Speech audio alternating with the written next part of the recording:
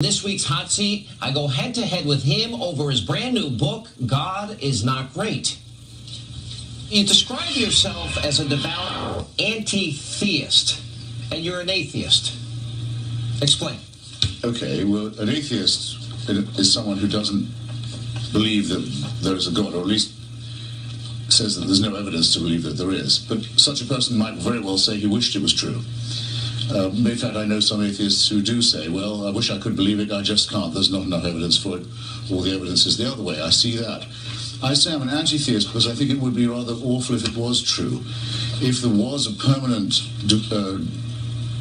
total, round-the-clock, divine supervision and invigilation of everything you did, you would never have a waking or sleeping moment where you weren't being watched and controlled and supervised by some celestial entity from the moment of conception till, well, not even till your death, because it's only after death that the real fun begins, isn't it?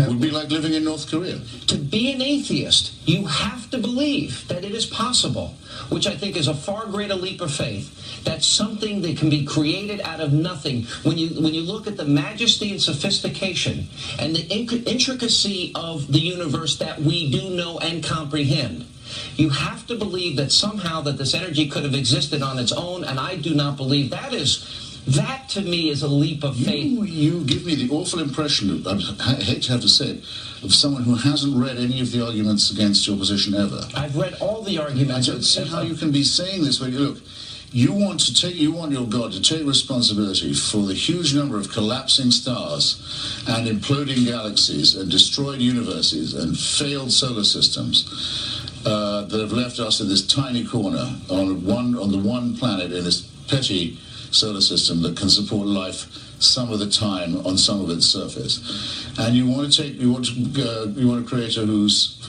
filled this earth with species since life began, 99% of which are now extinct already. And this is some design, isn't it? Well, but you didn't say that. You said you were a believer. You didn't say you were a theist. I am a believer. I believe in a creator.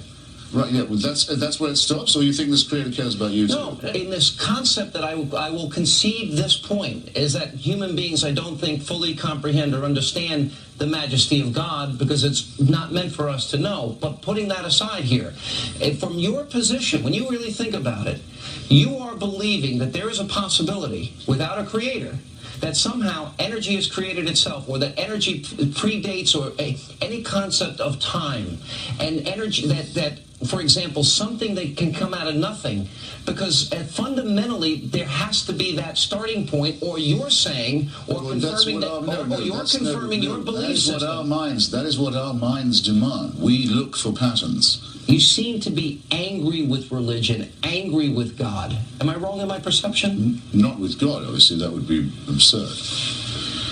But yes, I mean, my book expresses, I would rather say, contempt and hostility to this constant religious intimidation and clerical bullying to which we're being subjected. My book is part of an attempt to arrange and organize a pushback against this, whether it's the parties of God destroying Iraqi civil society, or bigots in America trying to have pseudoscience taught in our schools, or a pope who says that AIDS may be bad, but limbo, by the way, may have been a mistake, but let's talk about hell, and anyway, AIDS isn't as bad as condoms. We have enough of people who think, like you, that they know what God wants and that they've got God on their side. Well, I hope you're not comparing it. They can tell us to do it, and they can tell us what to do or what to think in this way. I don't care. Yes, I am very. There is hostility here, but I will tell you this: you are right, and I agree with actually many of the observations you made about how religion has been perverted and how it is being used for destruction